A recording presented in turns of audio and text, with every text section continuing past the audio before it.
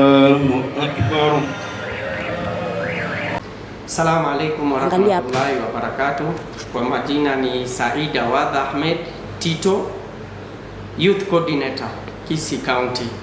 Kwanza kabisa tunashukuru Mwenyezi Mungu kwa kutujalia siku ya leo, siku ya Idul Adha, siku ya kuchinja. Inamaanisha ya kuwa Mwenyezi Mungu alimwamrisha Nabii Ibrahim apande kwenye mlima amtoe mwana wake kafara, Nabii Ismail.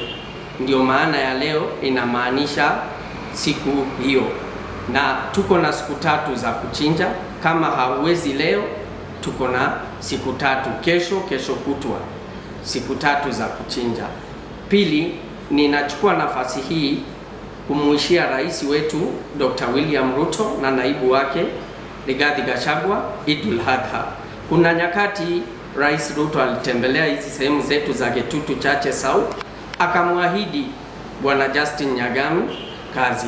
Tunamuomba akumbuke ahadi hiyo, na wana Getutu wote Chache South, tarehe 28 tuko na kura zetu za UDA.